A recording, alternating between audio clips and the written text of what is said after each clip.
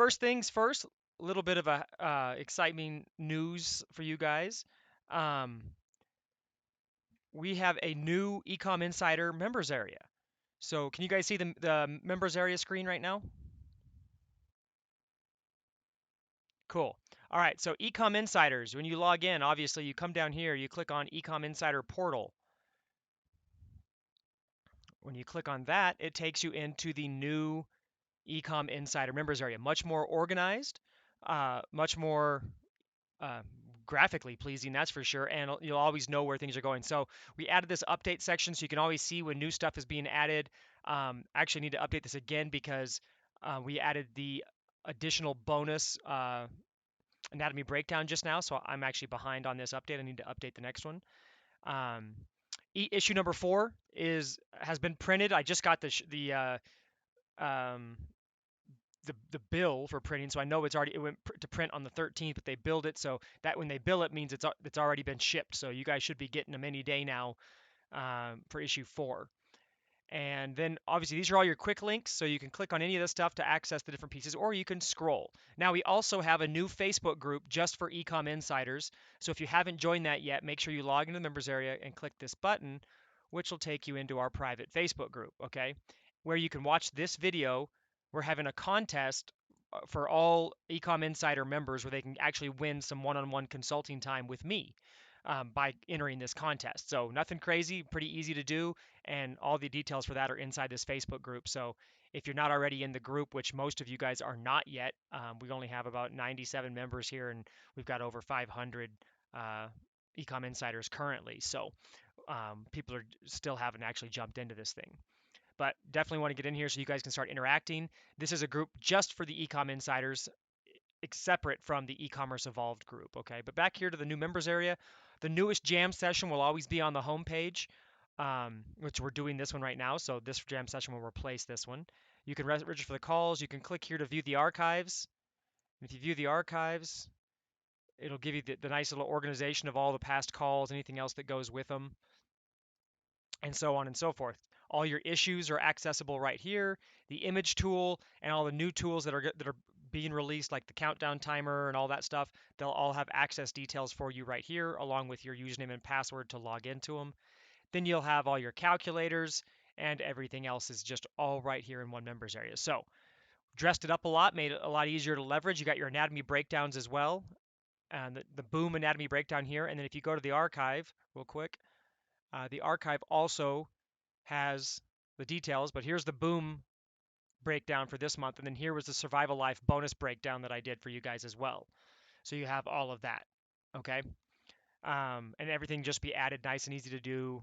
Everything pops up, okay? Nice and easy, right? Cool.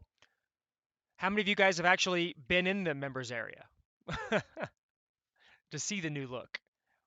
Not yet, huh? Well, go look at it. And for those of you who are in our BGS Academy, you have a new members area coming out this week too, which will have some of the same styling but more functional as well. Next up is mark your calendars, guys. We are hosting the first Build, Grow, Scale workshop of the year. It's our sales funnel workshop. Fancy title name still to come.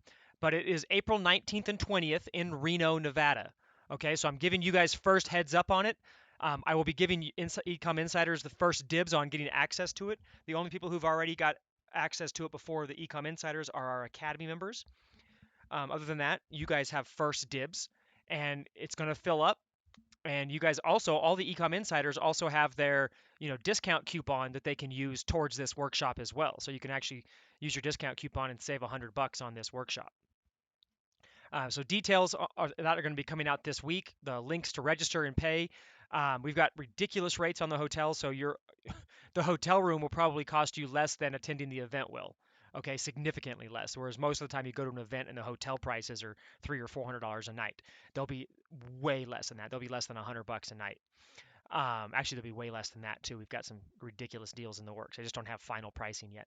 But this is going to be a 2-day workshop, possibly a third VIP day. We're still working that out with the hotel to make sure we can do that. Actually, on the third day, I may be bringing a select group of people back here to our fulfillment warehouse to talk products and all kinds of advanced stuff that we can't really cover in the workshop. But the workshop is going to be everything on building sales funnels, continuity programs, and taking e-commerce to the next level. So if you loved the book E-commerce Evolved, if you like Ecom Insider, you like our programs, this is where you take it to the next level. Okay, you come into one of these workshops with us and interact. And we're actually going to do this one at a ridiculously low cost. The ticket price will be for the regular ticket will only be $197. Normally our workshops are much more expensive than this, but we're gonna, let a few more people into this one, and so we're gonna make it a little bit more cost effective. All right.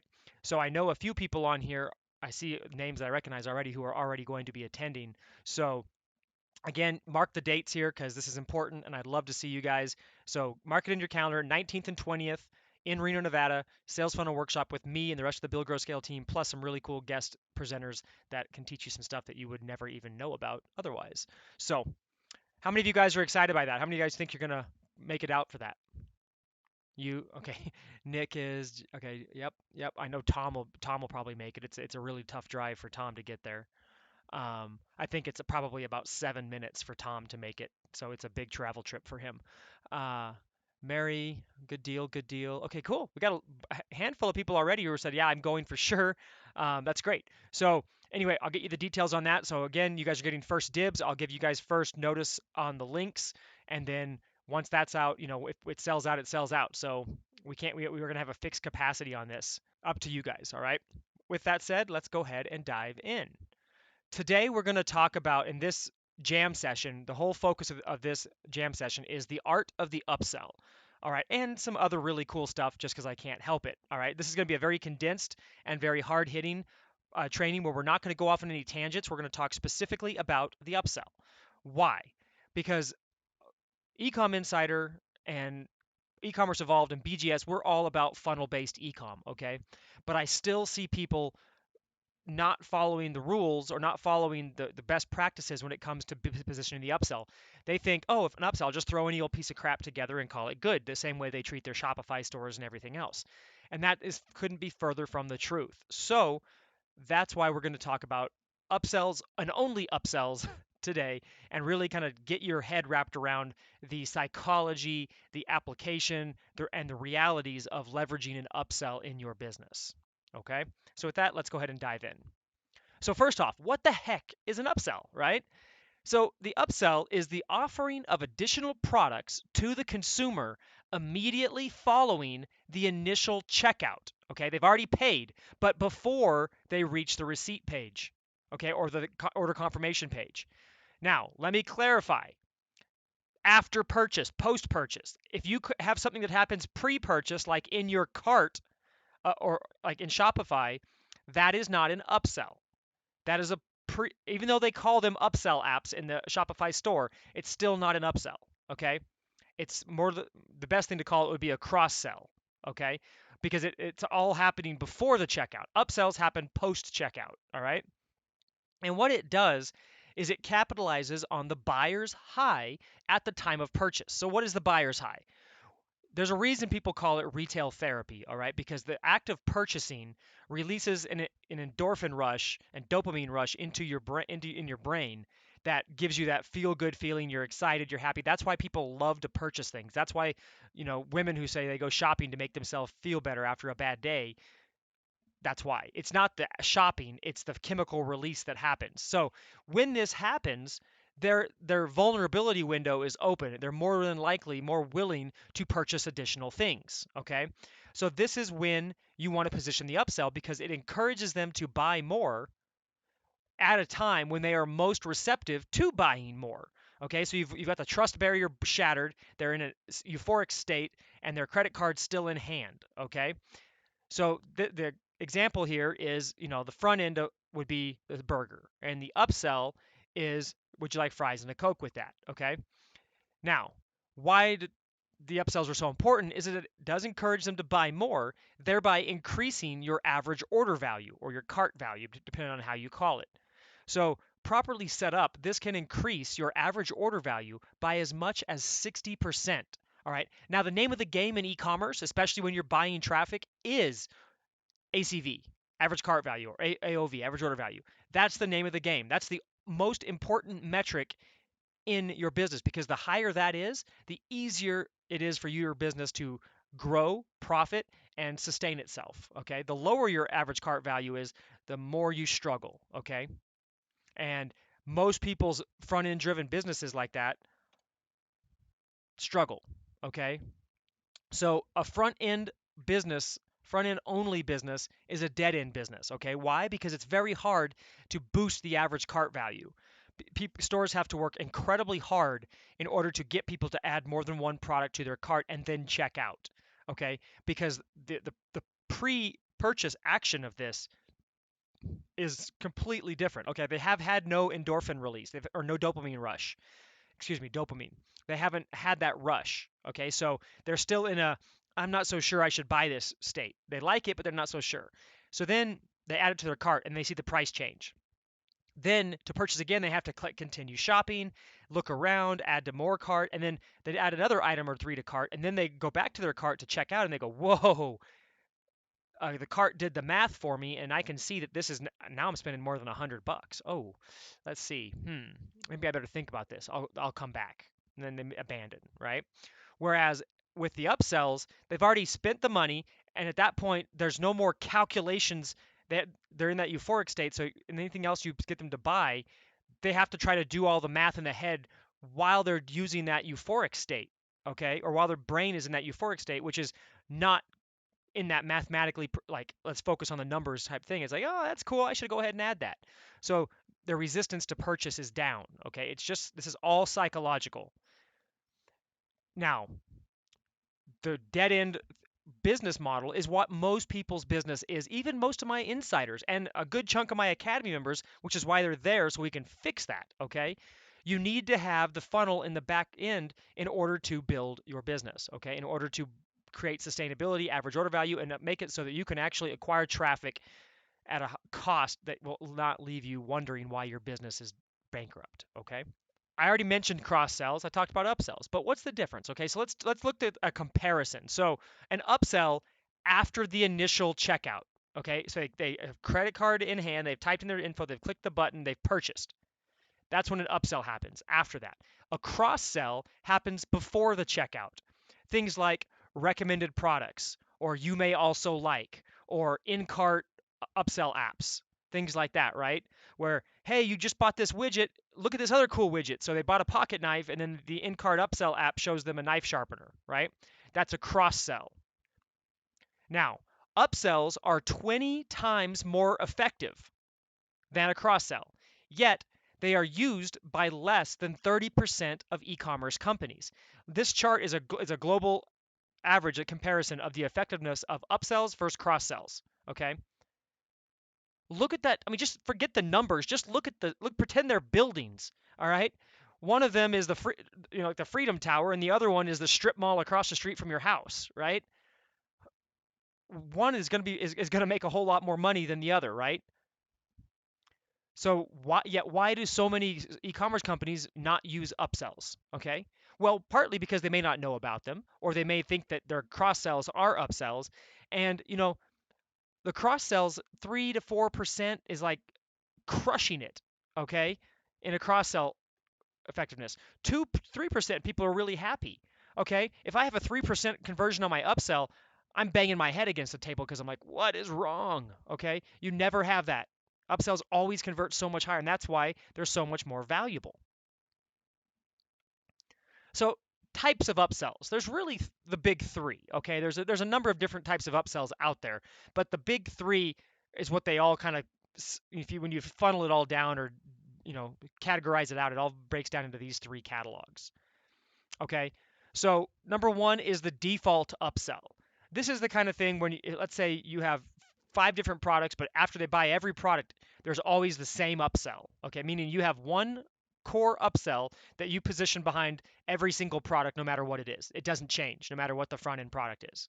Okay, so this is probably if you want to call it in terms of logic, this is the dumbest version of the upsell. Okay, because there's no thought put into what you're upselling them to. It's just, this is our default, let's throw it here.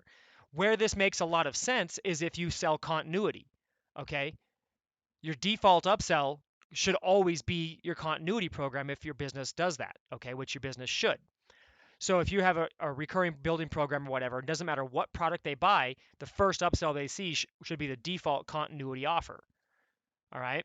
Now, even the default upsell, even if you tailored the sales message of the continuity program to better fit the upsell for each individual product, it still qualify as a default because it's the same upsell, same product. Okay. The next type is the product specific upsell. All right. So product specific is where you have a different upsell sequence based on whatever the front end product is that they're buying.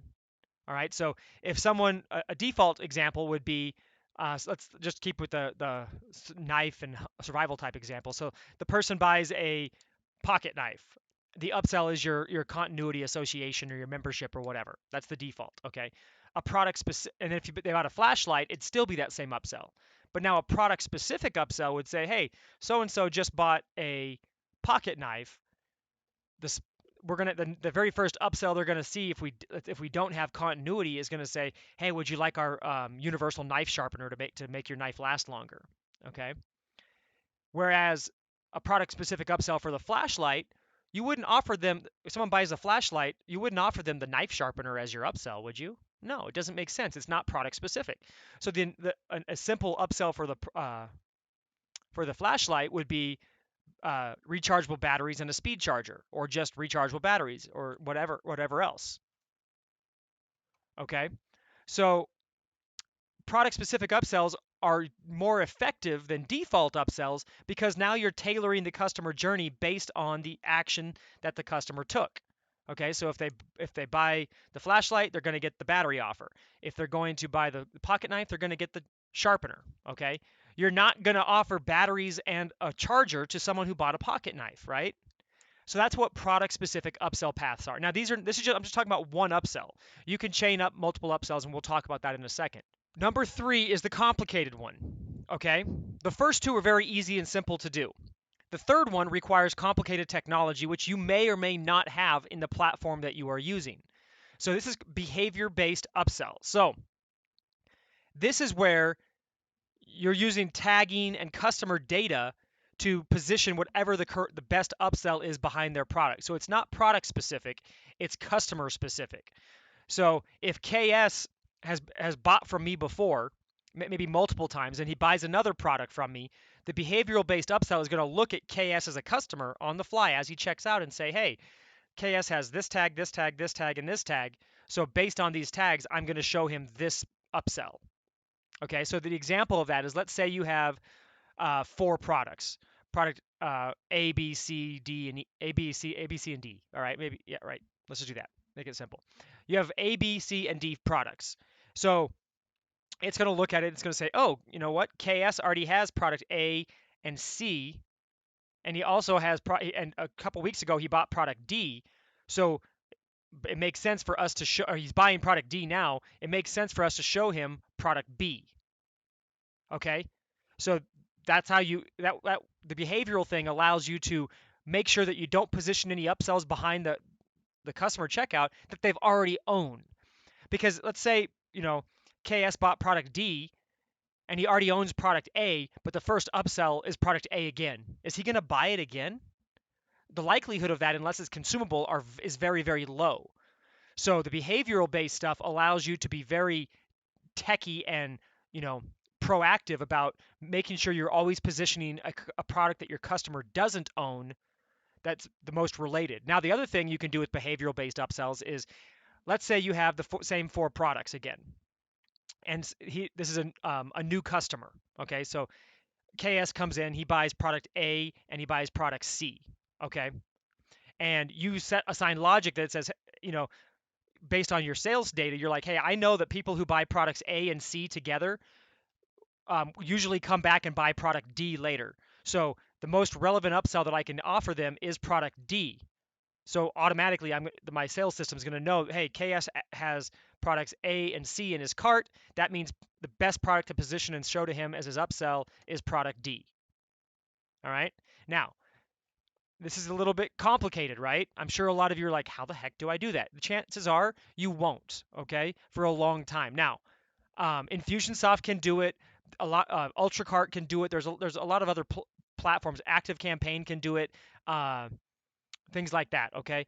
The problem is that it's very complicated and it takes a lot to set up and there's a lot more moving parts that can go wrong.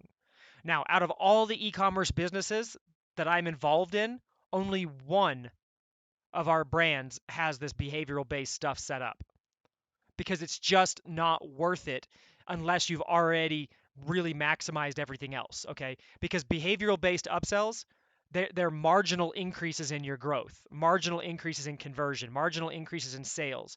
Whereas the there are other areas in your business that are better focused on that can really move the needle and create large increases in sales, large increases in conversions. So until you've already gone through your business and your funnel and everything else and soaked up all the big improvements that can be worked on, there's no reason to go after the marginal little improvements because you'll take as much time to get one marginal increase as you can get several other big increases using just the default or the product specific upsells. So the other thing about upsells is that the only way upsells are going to work is if you use one-click purchase technology. All right? Interruptions in the shopping process are the largest barriers to purchase, okay? This is true on both the checkout and on the upsells. That's why people talk about optimizing your checkout page and making it as seamless and easy to use and simple to flow through that doesn't cause them to stop or get hiccups, because any kind of interruption in that process of the checkout is going to lower your checkout percentage. The same thing is true on the upsells. Now, back when I started, the one-click upsell technology back in the early 2000s was around, but it wasn't very easy to use. So we didn't use it, okay, because I didn't have the tech skill to. So when someone would check out, we position an upsell. Okay, we would use PayPal or whatever. Typically, we'd use PayPal, but they check out with PayPal. We'd redirect them to the upsell after their thank you page, and then they'd have to sign into PayPal again to check out on the next upsell and continue moving on like that. Okay, talk about a lot of loss in our checkout process and our upsell process. So anytime you have to make them enter payment details again, you're going to make them think, slow them down, let the dopamine buyer's high fade away even more, because you only have a few minute window of that dopamine rush to really leverage it. So the more seamless you can do, the better it is. And what I've got a picture of right here is the Amazon one click. Buy now with one click checkout. How many of you guys use that? How many of you guys have ever bought with one click on Amazon? How many of you guys get in trouble sometimes with you or yourself or your spouse because you buy too much crap on Amazon because the one click makes it so easy? I'm that person, okay? Because it makes it so super easy. You know what else they do? How many of you guys use Kindle or have an Amazon Kindle, right? You're reading a book. You finish the book and it immediately shows the store and you're like, "Oh, there's the next book in the series." I can click one button and it downloads it. I don't even think about Kindle as purchasing anymore. I think about my Kindle, and I read a ton of books, always on my Kindle. I don't even think about it as buying. I literally just am clicking a button to get access. And then my credit, it doesn't even show me. My credit card statement at the end of the month has like 70, I buy a ton of books. Like there's probably 50 to 70 books a month that I buy. Okay. And my credit card statement just shows tons of these books. I never went through a checkout process. I literally just clicked hey, download to my Kindle, one click, right? This is the power of it. There's a reason that Amazon leverages it because it works really well. In fact, this one-click technology has been responsible for over 30% of Amazon's new growth in sales. So if they're using it and they're the best, and you're not using it and you're not the best, maybe we should start using it, right? And now technology has advanced to make it easy to use it, okay? ClickFunnels does this for us, okay?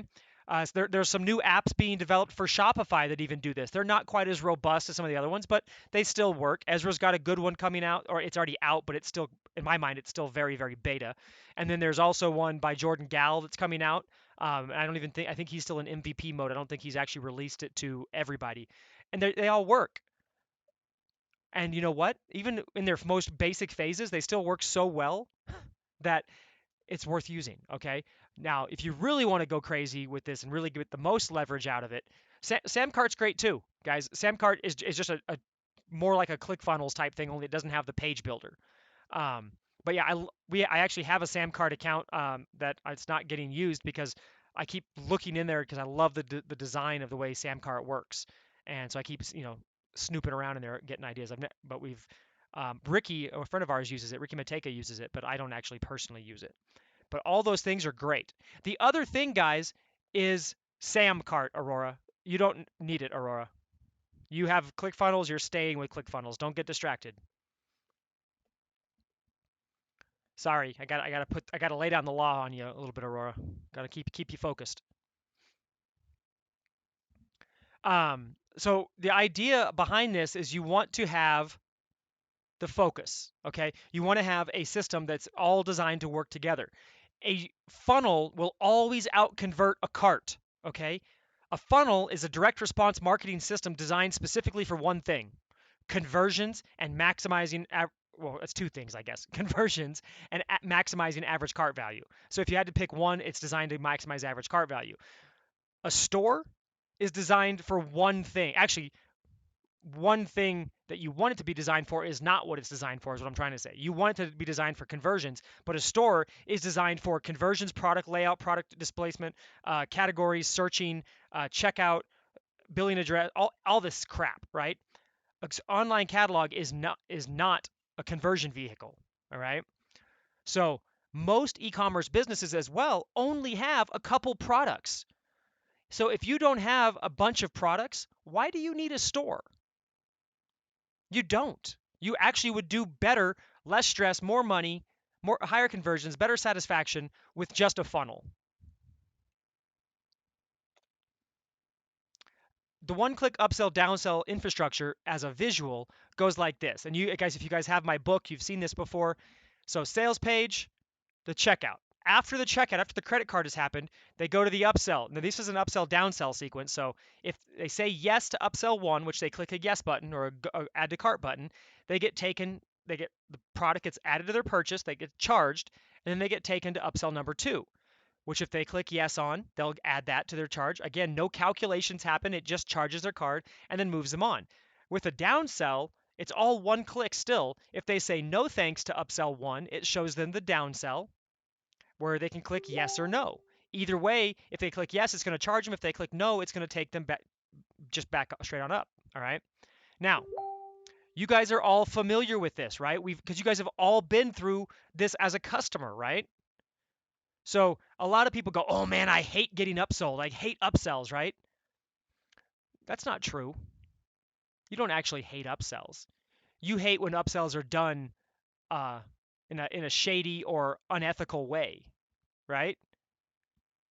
When you go to a steakhouse and you order your steak and they say, hey, do you want Oscar with that? Do you want steak Oscar, or do you want shrimp on the side? Do you get mad at the waiter and go, how dare you? I can't believe you upsold me on some shrimp? No. You go, thank you. Yeah, heck yeah. Give me two orders of shrimp, right? And the Oscar. Why? Because it's done well. What you don't like is when someone sells you something on the front end that says this is all you'll ever need forever, or whatever it is, and then the next upsell is saying, oh, hey, in order to make what you just bought work, you also need to buy this. Okay? Complementary upsells do not piss off your customers. Okay? It's just in this, internet marketing niche, things have gotten so incestuous and just dirty and dark, biz-oppy, that people, are hooking you in on the front and then trying to, con you into the upsell, which if it's not related. Now, if you want an example of how not to do it, look at this.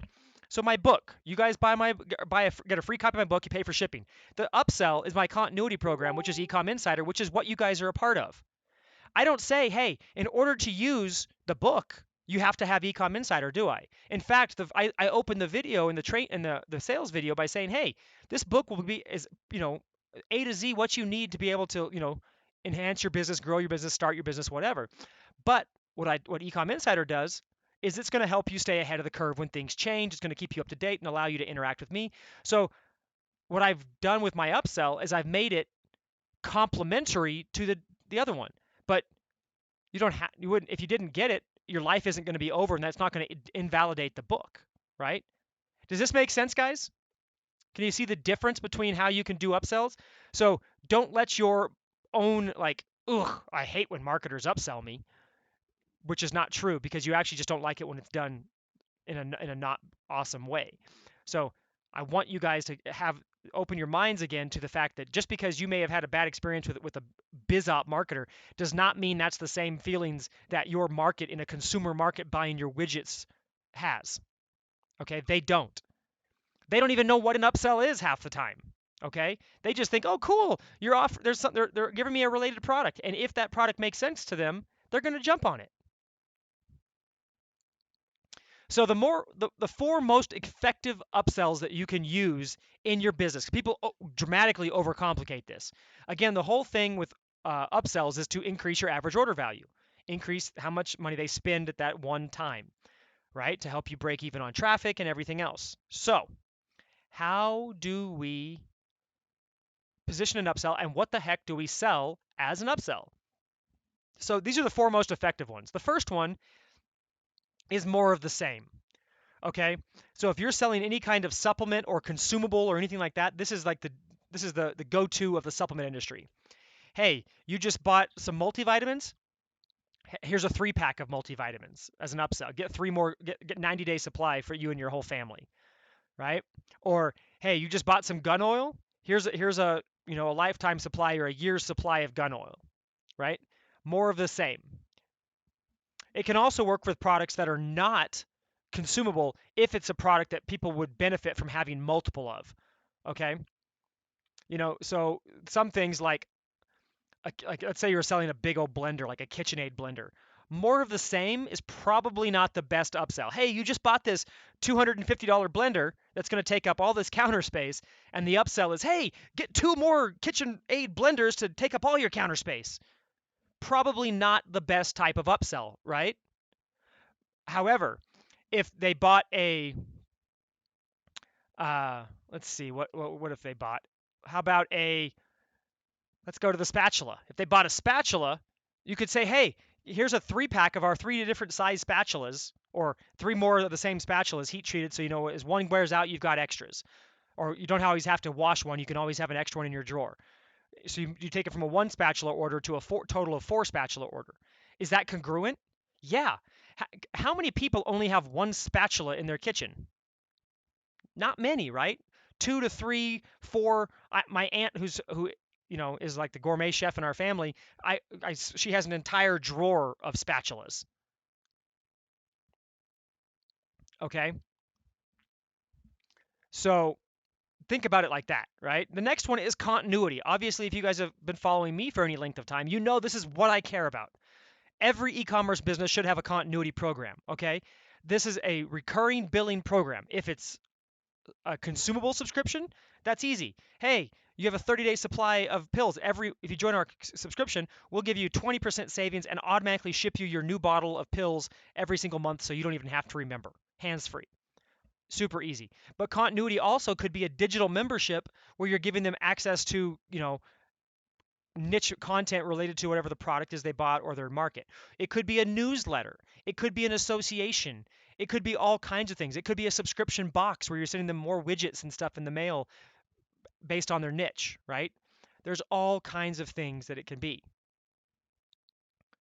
right? The next thing is the next logical must-have. Okay, this goes back to our flashlight example. If they bought a flashlight, the next logical must-have, if your flashlight supports it, is batteries, like rechargeable batteries. So if it's regular batteries, they're going to go, they already have those at the house. They're going to go to the store and get them. But if your flashlight uses like special batteries like the CR123As, or it uses a rechargeable 300899, whatever those weird batteries are, then it makes sense that, hey, it comes with one battery, but when that battery is done, you got to wait for it to charge. Wouldn't it be nice to have a couple extra batteries on hand that are high capacity and charge fast?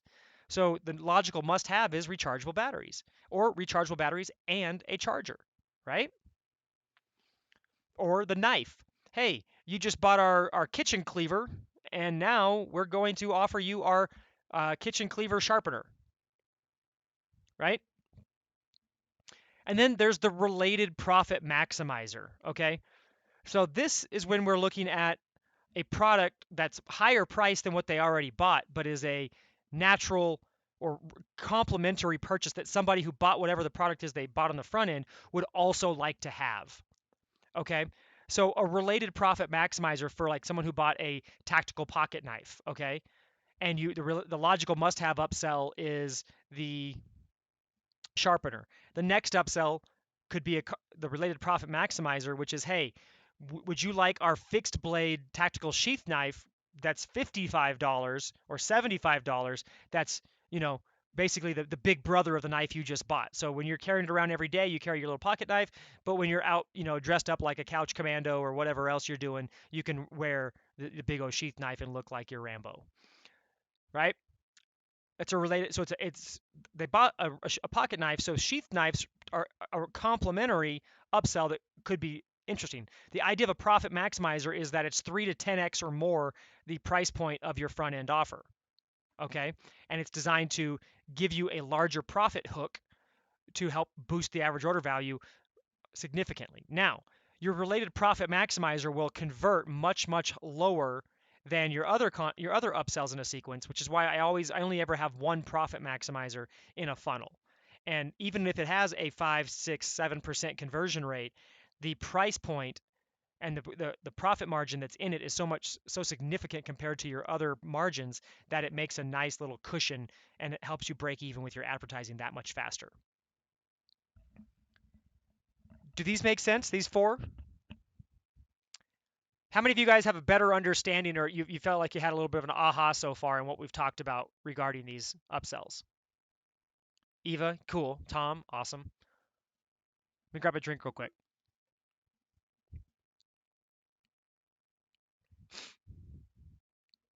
Okay.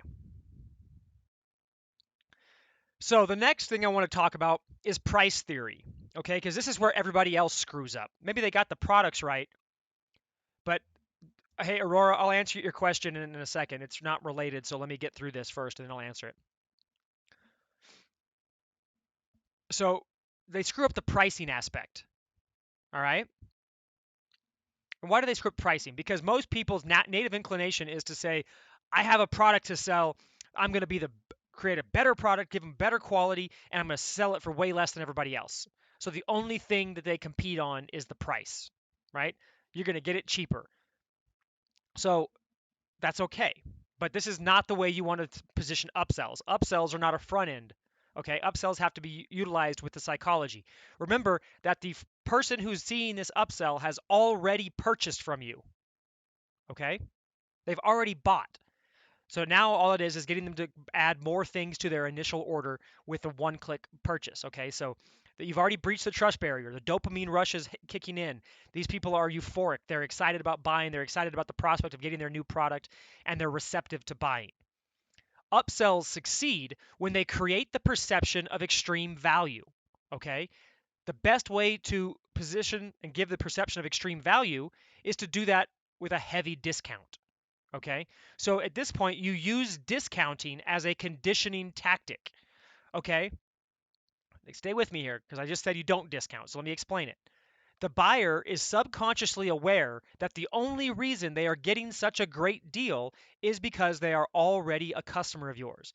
Hey, Aurora, since you just bought our blender, and only because you just bought our blender, I'm going to give you a killer deal on our, you know, steak knife set that we have. And you know what? This normally sells for $89.99, but because you just bought our blender and we really appreciate it, we really value you as a customer, we're going to give you, 20 bucks off this knife set.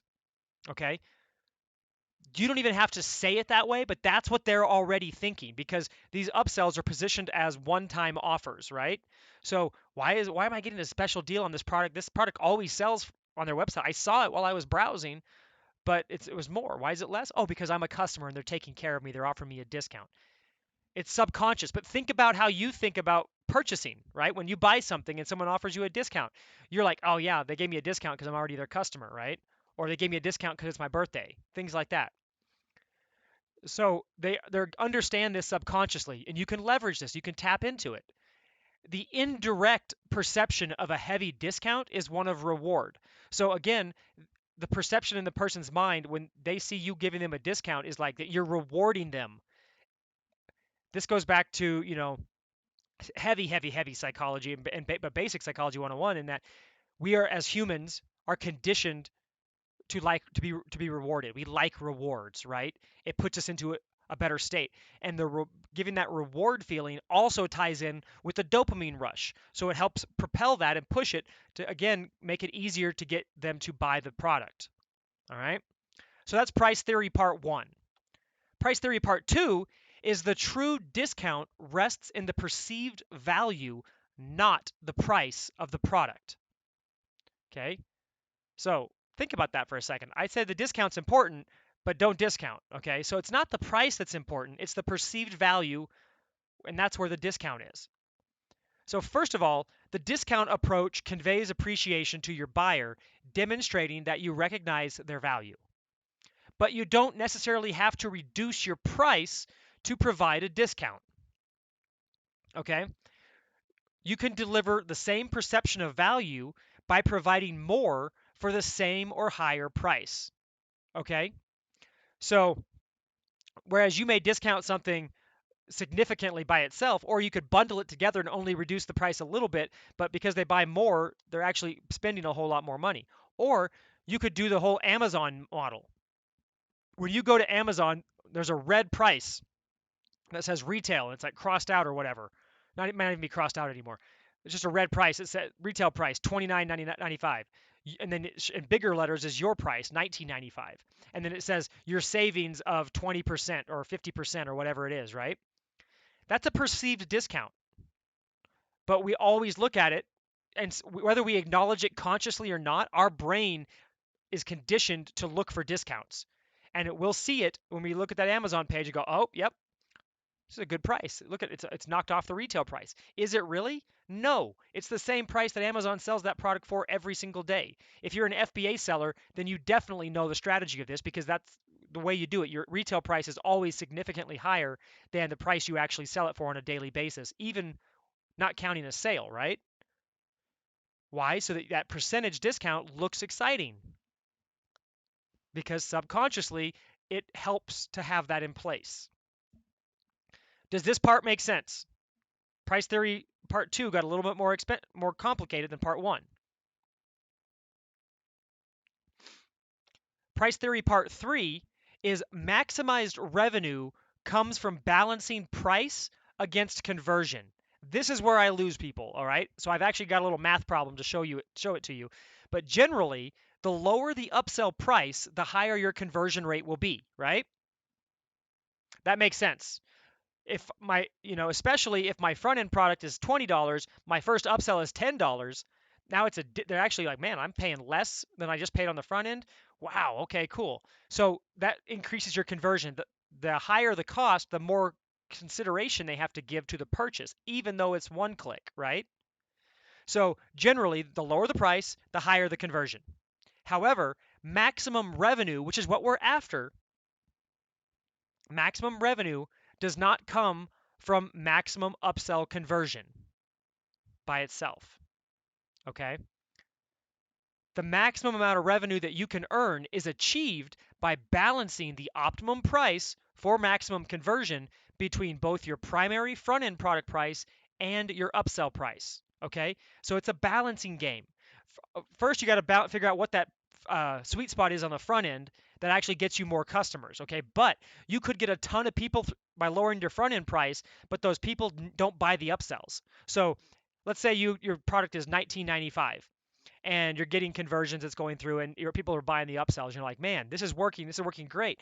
I'm going to lower my front end price because my average order value is high enough that I can sell my front end product for less to get more people in the door, and everything should be great, right?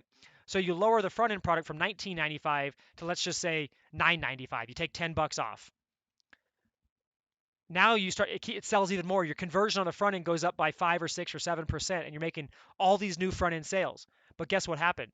This doesn't always happen, but in this case, what happens is, yeah, your front end sales go up, but your conversion rates on all your upsells go down significantly, because it's a different type of buyer or a different thought process, or something's changed in the dynamics of the price to value ratio that's going through the customer's head. Okay, does that make sense? That's just one little example. I'm going to show you a different example of where the actual money comes in. Okay.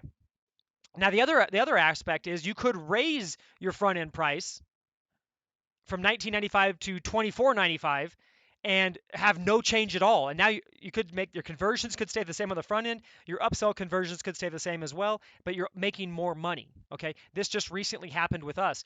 We had a product that was selling for 34.95 in the kitchen space, and we raised it to 37.95 about 3 weeks ago. Not a single drop dip in conversions at all. Sales have remained consistent, exactly the same. So basically we added $3 to it, right? Now we're making $3 more per product. Nothing else has changed. So sometimes you can adjust this going up and it still works, okay? Now, let's talk about optimizing your price point versus conversion in your upsells, okay? So here's an example. On the front end, what the heck? Why is this doing this?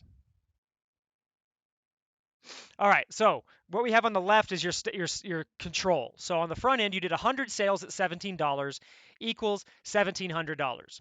Then you have an upsell converting at 60% at the same $17 price point. So you have a 60% conversion rate. So it's converting really well, which gives you $1,000, meaning your total income is $2,720. So not too bad, right? But now we change it. We actually increase our upsell price by $10. So our front end sales stay the same at $17. So we have $1,700 in sales. The upsell has the conversions went down to 46% from 60%. So they went down 14%. And now we only got 46 sales at $27, but that was $1,242 in revenue. So our total income was $2,942. Okay, so looking at this, all we did was increase the price. So we changed the balancing act, but our conversions went down 14%, which most people would freak out about. But if you do the other calculation, hey, we actually made 8.16% more money. All right. This is where the balancing act comes into play. You have to look at all these different metrics to see what is going to work the best for your business. Okay. This is a very, very critical aspect of price theory that nobody spends any time on. They throw a product out there, they throw some prices out there, and they're like, oh, cool, it's converting at this percent. And then they spend all their time tweaking the freaking sales page and the video and all of that stuff when the easiest thing to test is just change your price. How much easier is it in ClickFunnels to edit the price of your product than it is to make a new sales video? One takes 3 seconds and one takes 3 days, right? A week. This stuff can be tested on the fly all the time. Okay, we're constantly jockeying things. Sometimes we'll change a product from 95 to 99, like 14.95 to 14.99. Why? Just to see what happens. Okay, did anything change? Nope, nothing changed. Cool, let's make it 15.99 now. Or let's just, you can always test, and you should be. The thing is, you don't want to test more than one thing at a time. Don't change your front end price and your upsell prices. Change one thing. Don't change 2 upsell prices, change 1 upsell price. Also, don't change your headline and then change your price at the same time. You can only test one thing at a time. Okay? So it's very important that you don't mix those things together. Otherwise, let's say you change your headline and you change your price at the same time and sales just tank. Well, which one caused them to tank? You don't know. It could be the headline or it could be the price. You don't know. It could be both, but if you tested them individually, you might test the headline and then the sales go down. Okay, put the headline back, and then you test the price and sales go down again, but not as far, and you actually keep making more money. Or potentially things go up. So you always do one test at a time, but you should always test with the prices first and find that happy sweet spot medium between your front end and your upsells and your conversion rate to make everything happy to maximize your average cart value. So the upsell strategy, a little bit of thought process in crafting your upsells. When you waste your buyer's time, you'll also waste your own profits, okay? Again, we're working with this dopamine rush buyer's high window, okay? So consider it more of a 3 to 5 minute type range for optimum purpose. And it can be refreshed, okay? Every time they buy something else in your upsell sequence, they have a new release of dopamine. It's not as much as what was released the first time because it's a law of diminishing returns, right? So dopamine has to build up in your system, and your body can only hold so much dopamine. Once it's released, and then you want to release it again in a short period of time, there's going to be less that is built up, all right? But it's still going to release more, so it's kind of helping you peak that dopamine rush, okay? So when it comes to that, you need to think about it when you're selling widgets. You don't need a 45-page long sales letter selling widgets, guys. Physical products don't require that, especially not apparel, right? Short copy is the best copy. Use pictures and bullets, okay? Use countdown timers for scarcity, sub 10 minutes, okay? We've tested everything. The ones that seem to work best for us are the ones that are in that 7 to 9 minute range, okay? Offer multiple upsells. Always multiple upsells. Your job is to make money in business. Maximum of 3, though. Your job is also not to piss off your customers so they don't want to buy from you again. So it can be any combination of 3. 3 direct upsells, linear in a row, upsell 1, upsell 2, upsell 3. It could be 2 upsells and a downsell, whatever you want. It could be 1 upsell and 2 downsells. Either way, it's fine, but it can't add up to more than 3. Again, the next thing is you want to always include a profit maximizer, which should be 2 to 5x your front end price point, right? This is just to help soak up those sales. And it could be 2 to 10x, but 2 to 5x is a more nominal sweet spot and more obtainable for most people's products, okay? Again, your conversions on your profit maximizer will be lower than your conversions on your regular other upsells. That's okay. Um, there's a catalog out there. Always forget the name of it. I get it confused with Seinfeld, but it's J. Peterman catalog. It's a clothing catalog that has very well written descriptions about the products, so like socks or sweaters or things like that. Anybody of you guys know what that's called again? Is it the Peterman? I can't remember. I think that's Seinfeld, so I may be goofing it up. But anyway, there is this catalog out there. I have to look it up. But that you will be bought that they're just awesome product descriptions about the products, but they'll have like sweaters. Hey, look like James Bond, wear a James Bond sweater, get these wool socks that'll allow you to hike the Himalayas, from your living room kind of thing. And then they're $200 sweater, $50 socks, $85 cardigan sweater thingy mabobber. And then on the very opposite page is a $335,000 African safari. You think they sell a lot of those African safaris? No, but it's a profit maximizer and it does sell.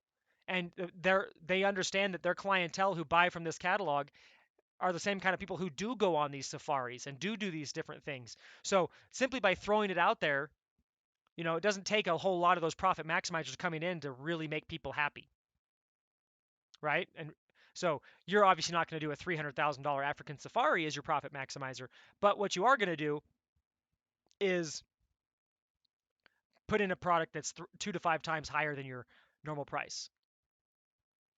The profit maximizer does not have to be the last upsell in the sequence. It could be, you're going to have to play with that too. It could be the second upsell. It's probably not the first upsell. It might be. You might find that it works there. Usually in my case, it's the second or third upsell in the sequence. Okay, I usually don't have it as the first because my first upsell in my case for my business is 99 times out of 10 a continuity program. Does that make sense, Gaynor?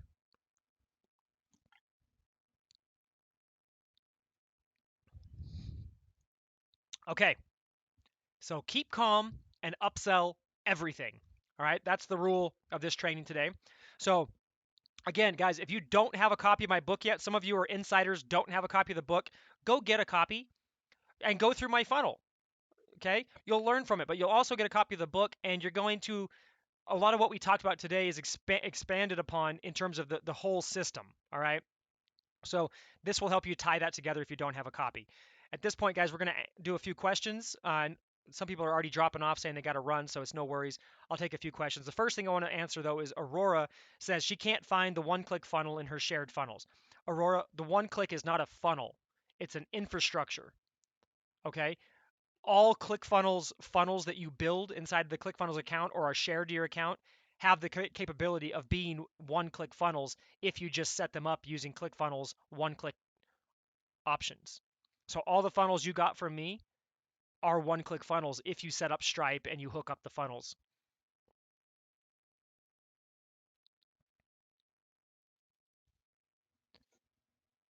Does that make sense, Aurora?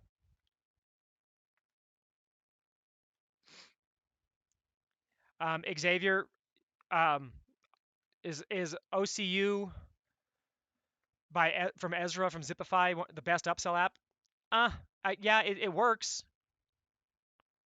Is it the best? I don't know. We haven't been very happy with it working for us and in our stores. Honestly, though, my question to you, Xavier, is why do you have a Shopify store to begin with? Is it because everybody else has a Shopify store? Or is it because your business actually needs a Shopify store?